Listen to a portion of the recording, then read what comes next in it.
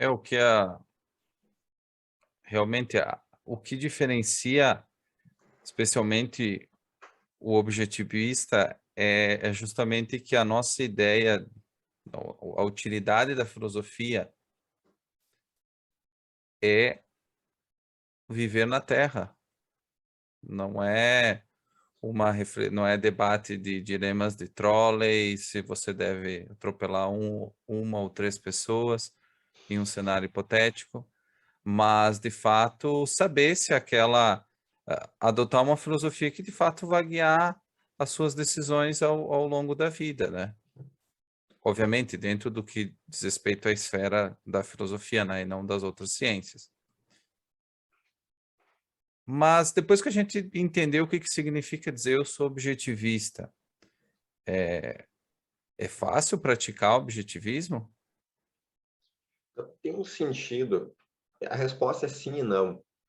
Tá? Daí é uma resposta não objetiva, né? Mas a resposta é sim e não em sentidos diferentes, né? Então, é difícil praticar a filosofia no sentido que a pessoa ela precisa ser honesta. E ser honesto não é uma coisa comum. Nós, normalmente, ao longo da sua infância, adolescência e vida adulta jovem, normalmente não é comum uma pessoa ser honesta. E honestidade no sentido que a Ayn Rand significa, que primariamente não tem a ver com outras pessoas, não é, eu não menti. Honestidade tem a ver com a, a relação que a minha mente tem com os fatos, né, do conhecimento que eu tenho, com os fatos da realidade. E se eu, primariamente, eu sou honesto comigo mesmo e honesto com a realidade, digamos assim. E só secundariamente é que eu sou honesto com outras pessoas.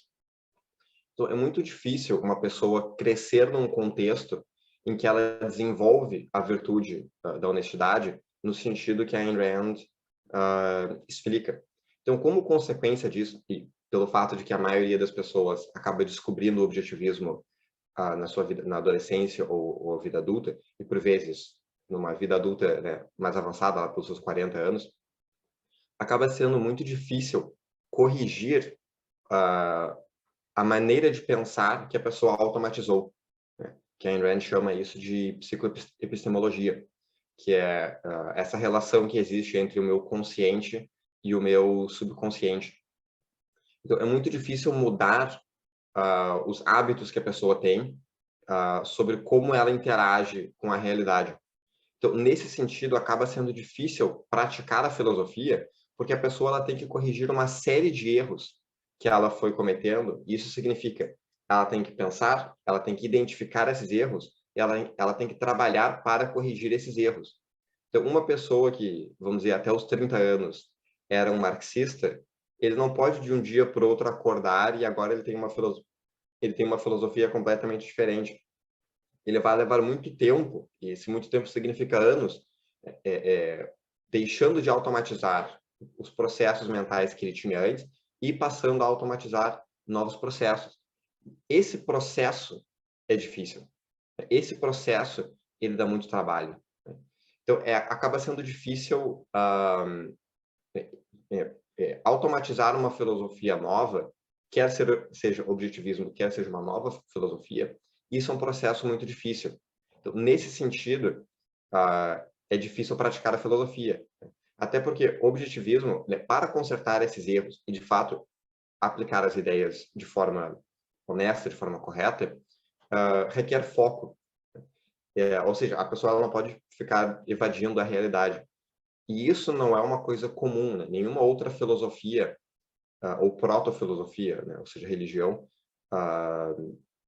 fala sobre a importância de estar em foco e de não cometer evasões.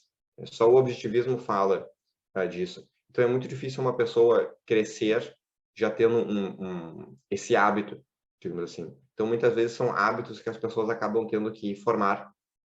E muitas vezes o que acontece é a pessoa ela tem uma mentalidade compartimentalizada, né? Então, em alguns aspectos da vida dela, ela é racional, isso costuma ser no seu trabalho, né, na sua capacidade, na sua atividade produtiva, mas na sua vida pessoal, ou em algumas outras esferas, a pessoa acaba tendo essas inconsistências, né? Então, corrigir isso é muito difícil.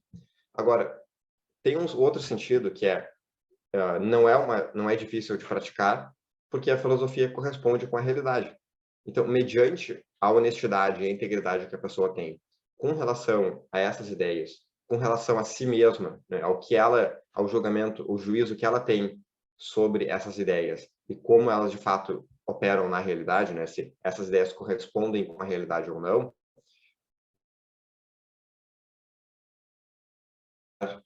a filosofia. Porque é muito mais fácil falar a verdade, porque a verdade ela é direta ao ponto. É muito mais fácil isso do que mentir ou do que evadir a realidade, né? Mentir ou evadir requer um trabalho mental, um esforço mental extremamente complexo para manter aquela aparência, para manter aquela mentira, aquele conjunto de mentiras, não é? Aquela farsa. Então, num certo sentido, é fácil de praticar a filosofia mediante a pessoa já ter essa honestidade com relação aos fatos da realidade já automatizado. E automatizado não significa que, só para não gerar nenhuma confusão, automatizado não significa que a pessoa vira um robô.